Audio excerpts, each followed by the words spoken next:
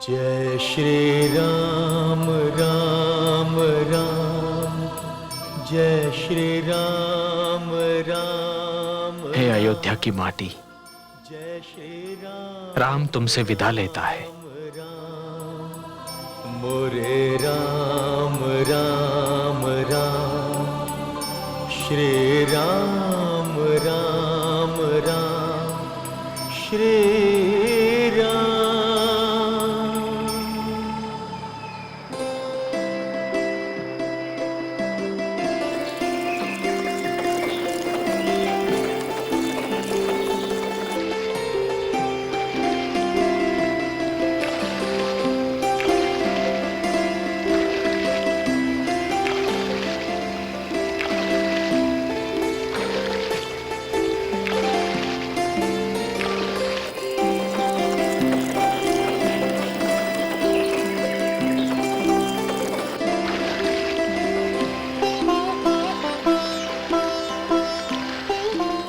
शीघ्र चलाओ सारथी, शीघ्र चलाओ।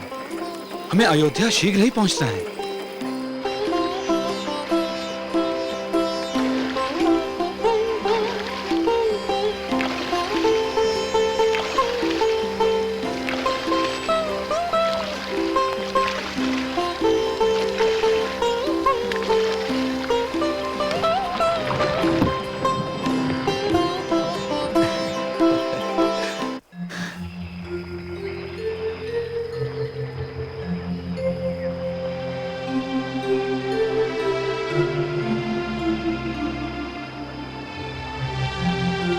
आइए।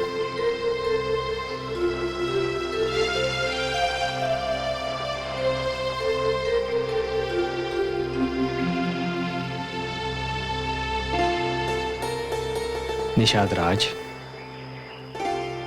मैं किन शब्दों में आपको धन्यवाद दूं? आपने हमें पार उतार दिया। किंतु मुझे खेद है निषाद राज कि आपको देने के लिए मेरे पास कुछ भी नहीं है। हम राजभवन से कुछ भी नहीं लाए। अब हम आपको उतराई कैसे दें? हे श्री राम, आपने अपने पांव पखारने दिए, मुझे सब कुछ मिल गया। अब मुझे किसी वस्तु की आवश्यकता ही नहीं रही। मुझे संसार का सबसे बहुमूल्य धन मिल गया। किंतु वो तो आपका स्नेह था।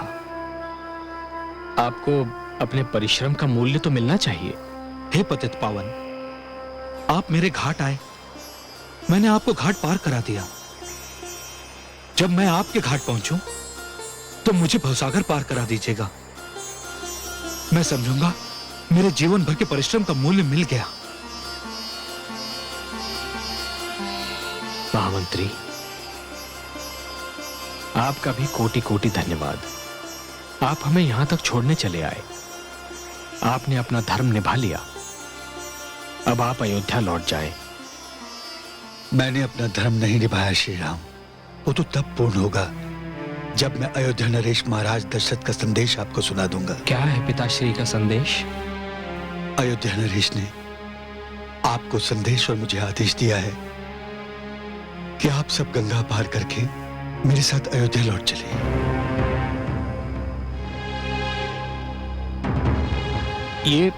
ये आप क्या कह रहे हैं महामंत्री? मैं ठीक कह रहा हूं श्री राम। अयोध्या से आपके बाहर निकलते ही महाराज का महारानी कैकेयी को दिया वचन कि आप अयोध्या छोड़ देंगे, पूरा हो गया। रहे वनवास की बात, तो ये 14 वर्ष का वनवास तो आप अयोध्या के समीप रहकर भी पूरा कर सकते हैं। हे श्री राम, इससे मेरी आप सबसे विनती है, आप मेरे साथ अयोध्या लौट चलिए। आपके साथ अयोध्या लौट चलूं और समस्त संसार के समक्ष अपने प्रिय पिता के उपहास का कारण बनूं? जिस पिता ने मुझे स्वयं विद्रोह करने का परामर्श देकर नरकगामी होना भी स्वीकार कर लिया, किंतु अपने वचनों से विमुख नहीं हुए।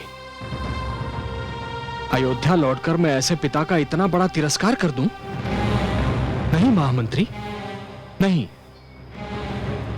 यह असंभव है। हे श्री राम, आपकी प्रतीक्षा में महाराज का एक एक पल काटना कठिन होगा। मेरे साथ आपको न देखकर न जाने महाराज की क्या दशा होगी। उनके लिए तो आग जब खाना भी कठिन होगा। महामंत्री, आप पिताश्री तक मेरा यह संदेश पहुंचाने की कृपा कीजिए कि यदि वो चाहे तो मुझसे मिलने वन में आ सकते हैं। हे श्री राम, महाराज की जो दशा है उसको देखते हुए कदाचित आप तक पहुंचने से। हाँ मंत्री, अपने पिता की दशा की कल्पना करते ही मेरा मन व्याकुल हो जाता है, कांप उठता है। किंतु मैं विवश हूं महामंत्री, विवश हूं मैं। न मैं उनका वचन भंग कर सकता हूं और ना ही अपना प्राण तोड़ सकता हूं। श्री राम राम राम जय आप उन्हें जाकर समझाइए, राम राम उन्हें समझाइए महामंत्री, श्री राम समझाइए। आपकी आज्ञा से विमुख होने का मुझ में साहस नहीं है, किंतु श्री राम महाराज के प्राण केवल आपके दर्शन के लिए अटके हुए हैं। यदि पुत्र प्रेम की यही आहुति एक पिता को देनी है और यदि यही नियति का लेख भी है तो राम भी इस पीड़ा को आजीवन सहेगा। किंतु 14 वर्षों से पूर्व मेरे अयोध्या लौटने का प्रश्न ही नहीं उठता महामंत्री। महामंत्री, मैं जानता हूं कि समय की तुला के पलड़ों में से एक में मेरे पिता के प्राण हैं और दूसरे में उनका प्रण। और मेरे लिए मेरे पिता के प्रण के सम्मान से अधिक कोई वस्तु महत्वपूर्ण नहीं है।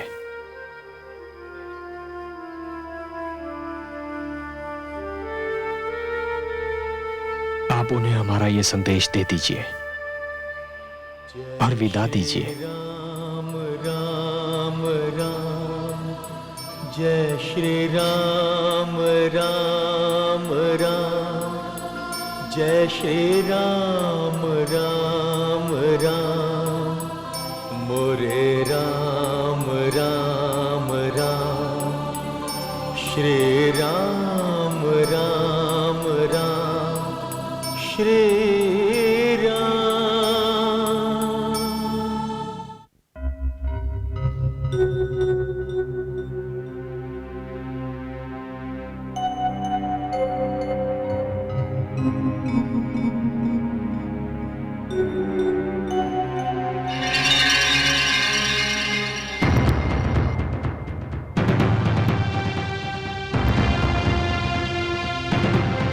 आंखें मत चुराओ कैकेयी, मेरी आंखों में देखो।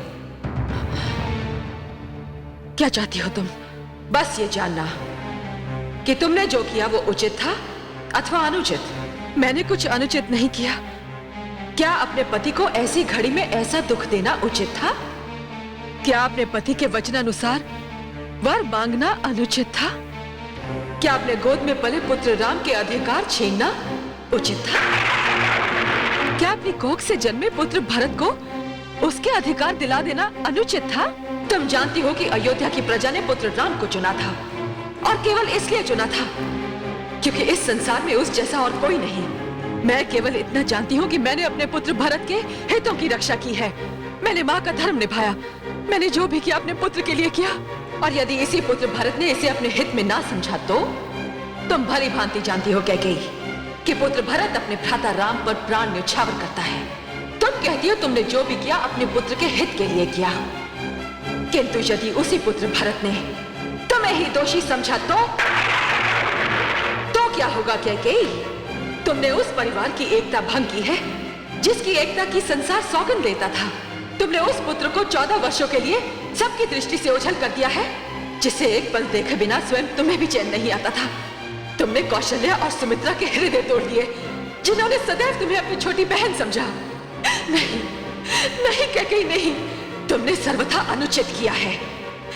तुम इस पीड़ा से कभी उभर नहीं पाओगी। तुम्हारी अंतरात्मा सदैव पश्चाताप की अग्नि में जलती रहेगी, सदैव जलती रहेगी, सदैव जलती रहेगी।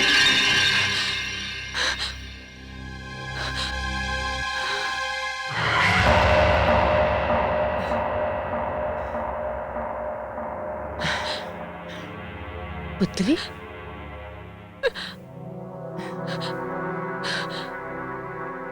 पुत्री,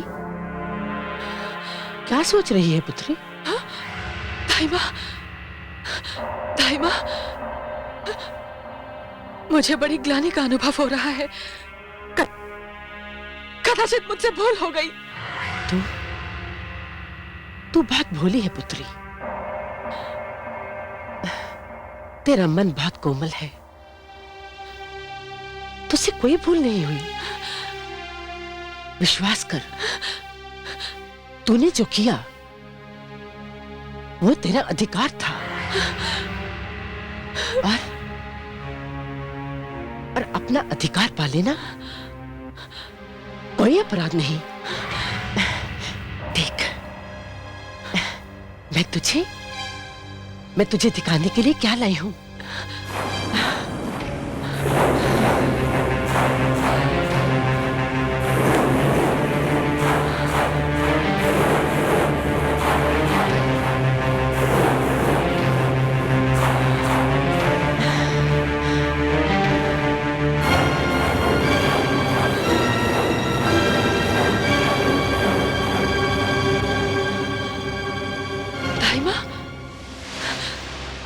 ये क्या? जब तू राजमाता बनेगी और ये मुकुट तेरे पुत्र के माथे पर जगमगाएगा, तो तू संसार का हर दुख भूल जाएगी पुत्री। पर दाई मां, ये आप कैसे ले आई? इसे छूने की अनुमति तो किसी को नहीं है। मुझे है, क्योंकि मैं अयोध्या की राजमाता की दाई मां हूं, और कोई मुझसे कुछ पूछने का साहस नहीं रखता, साहस नहीं रखता।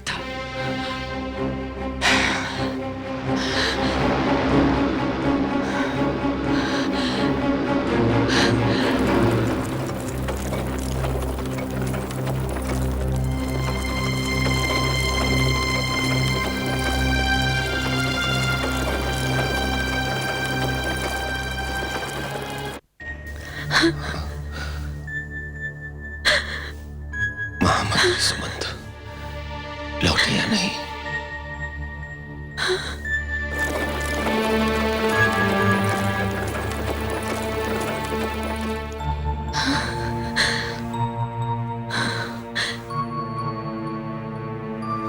महाराज,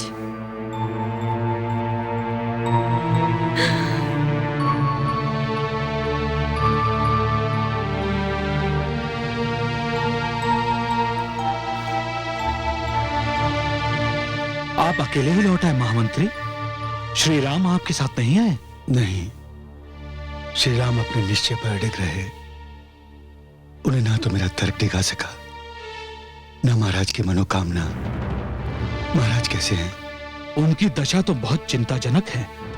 मैं उन्हें ऐसी औषधि दे आया हूं जो अमृत समान प्रभाव रखती है। यही मेरे वश में था, परंतु श्री राम का आपके साथ ना आना बहुत बुरा हुआ। अब न जाने क्या होगा। कदाचित नियति का यही निर्णय था, और नियति का निर्णय अच्छा बुरा नहीं देखता। महामंत्री सुमंत, महाराज के प्राण पखेरु पिंजरे से निकलने को व्याकुल हैं, और ये सोचना तो पिंजरे का द्वार ही तोड़ देगी। जानता हूं वैदराज, पर कर क्या सकता हूं? उन्हें अभी ये सूचना मत दीजिए, उन्हें कुछ ना बताइए। वैदराज, मैं उनका महामंत्री हूं, उनका विश्वास पात्र हूं। सदैव मैंने उनके आदेश का पालन किया है। उन्हें सूचना देना मेरा धर्म है। परिणाम की चिंता होते हुए भी मुझे उन्हें सूचना देनी होगी, अन्यथा कोई भी राजा अपने महामंत्री पर विश्वास नहीं करेगा। मैंने तो सब कुछ अपने ईश्वर पर छोड़ दिया है।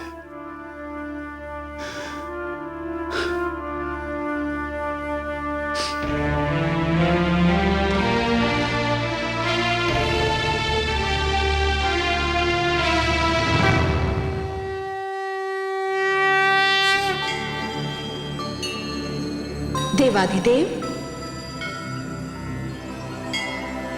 मैं आपकी इतनी गंभीर मुद्रा का कारण जानती हूं। आज धरती पर एक युग का समापन हो रहा है। एक महापुरुष अपने जीवन की अंतिम घड़ियां गिन रहा है। देवी, धरती पर जीवन और मृत्यु बाहों में बाहें डालकर विचरण करते हैं। कभी एक आगे होता है तो कभी दूसरा। धरती पर दीपक जलता है बुझ जाने के लिए, पुष्प खिलते हैं मुरझाने के लिए, और जन्म होता है मृत्यु के लिए। महाराज दशरथ ने 10 दिशाओं में रथ दौड़ाकर असुरों का वध किया था, तभी तो उन्हें दशरथ कहा जाता था। और ये महान कार्य उन्होंने अपने ही बल पर पूरा किया था।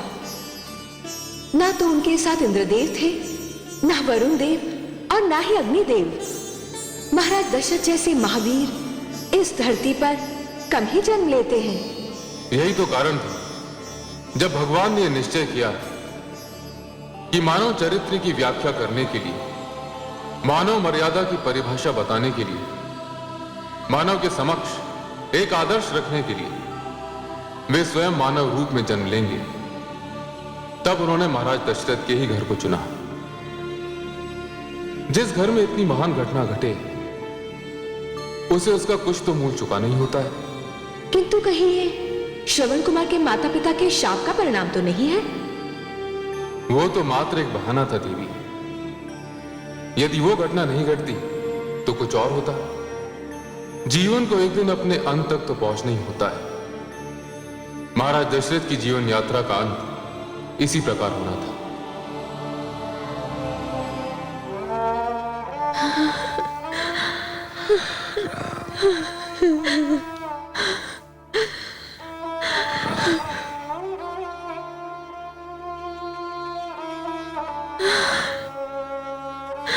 महामंत्री सुबंध अभी तक नहीं आया। मैं आपकी सेवा में उपस्थित हूं महाराज। सुमंत, सुमंत, राम कहाँ है? राम, महाराज, राम कहाँ है? महाराज आप लेटे रहिए, नहीं तो दुर्बलता और बढ़ जाएगी। महामंत्री सुमंत, क्या आपके कानों तक मेरी वाणी नहीं पहुंच पा रही? क्या मेरी वाणी भी इतनी दुर्बल हो गई है? मैं पूछ रहा हूं कि मेरा राम कहाँ है? आप उसे अपने साथ नहीं लाए? नहीं महाराज। क्यों नहीं आया वो आपके साथ? महाराज, मैंने उन्हें समझाने का भरसक प्रयत्न किया,